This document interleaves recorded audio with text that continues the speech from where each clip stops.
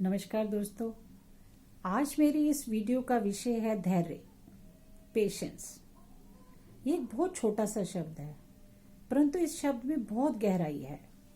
कहते धैर्य इंसान की वो अवस्था है जो उसकी सहनशीलता को दर्शाता है। तो संत कह गए हैं कि जो इंसान धैर्य रखता है वो जिंदगी में कभी असफल नहीं होता, उसके लिए कुछ भी असंभव नहीं है।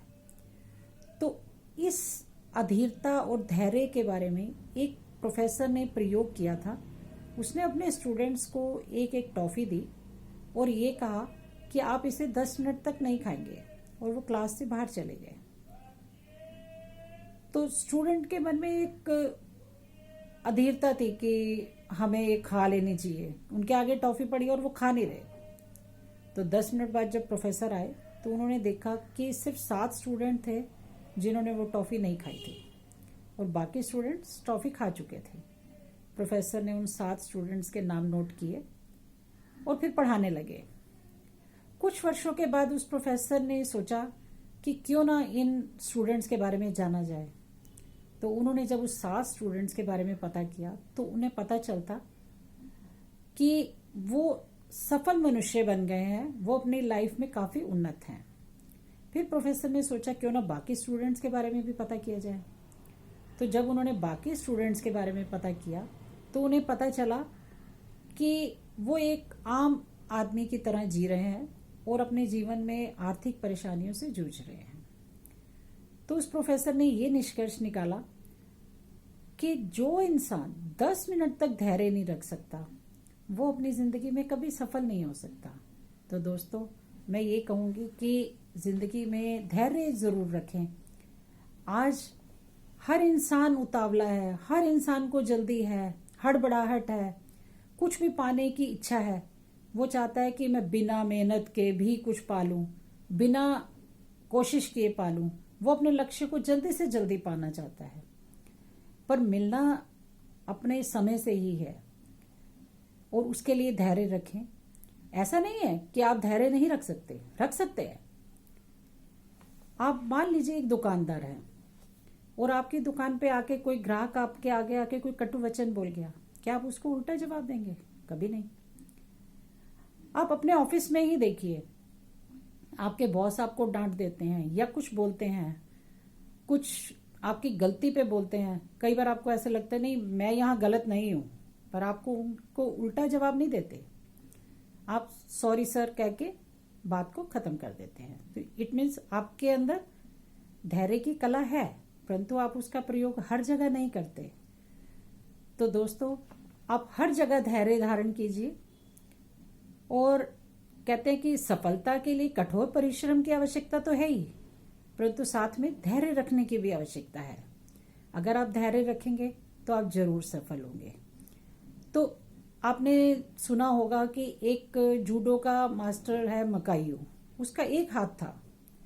उसने 4 वर्ष तक एक सिंगल किक की प्रैक्टिस की अपने ट्रेनर के कहने पे, और उसने वो 4 वर्ष तक धैर्य रखा, तो जिसकी वजह से वो एक प्रशिक्षक बन सका।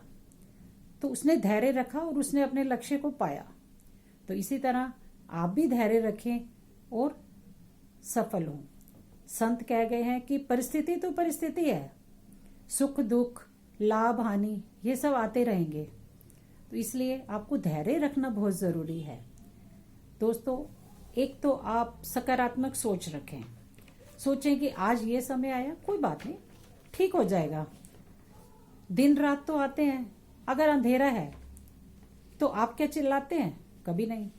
आप क्या है, दिन निकलेगा तभी अंधेरा दूर होगा, तो आप दिन का इंतजार करते हैं। उसके लिए आप उस अंधेरे को मिटाने के लिए क्या करते हैं? एक दिया जला लेते हैं। तो इसलिए धैर्य धारण करें, अपनी सकारात्मक सोच रखें और साथ में आप यथार्थ को जिए। सुख दुख संयोग वियोग लाभ हानि ये सब तो विधि का विधान है। नियति कहती है कि अगर आपकी अनुकूल परिस्थिति है तो भी आपको भोगना है, और अगर प्रतिकूल परिस्थिति है तो भी आपको भोगना है। अगर दोनों ही उसमें भोगना है तो क्यों ना धैर्य धारण करके भोगा जाए। तो कहते हैं कि जीवन में अगर धैर्य रखते हैं तो आपका यही धैर्य आपकी ताकत बन जाएगा, कमजोरी नहीं। तो दोस्तों, धैर्य रखें और ईश्वर पर विश्वास रखें, क्योंकि धैर्य जो है आस्था से आता है और आस्था ईश्वर पे विश्वास से। ईश्वर पे विश्वास रखें, वो आपको इस धैर्य को धारण करने की शक्ति देगा और आपको जिंदगी में कभी भी असफल नहीं होना पड़ेगा। कहते हैं हर दिए तले अंधेरा होता है, हर पल के पीछे एक सवेरा होता है। लोग डर जाते हैं मुश्किलों को देखकर, पर हर मुश्किल के पीछे सफलता का सवेरा होता है। दोस्तों, अगर मेरी ये वीडियो आपको पसंद आई है तो जरूर सुझाव दें, और साथ में मैं ये भी जानना चाहूंगी कि जिंदगी में अगर आपके साथ कभी धैर्य धारण करके कोई कार्य आपका हुआ है तो आप उसे मुझे जरूर शेयर करें, या धैर्य ना धारण करने से आपको कभी कोई नुकसान उठाना पड़ा है तो उसके बारे में भी मुझे जरूर बताएं, क्योंकि नुकसान जो है वो आपको एक नसीहत देता है ताकि आप आगे कोई गलती ना करें। उसको धैर्य से देखें कि आपने कहाँ गलती की और ताकि आप उस गलती को ना दोहराएं। राधे राधे।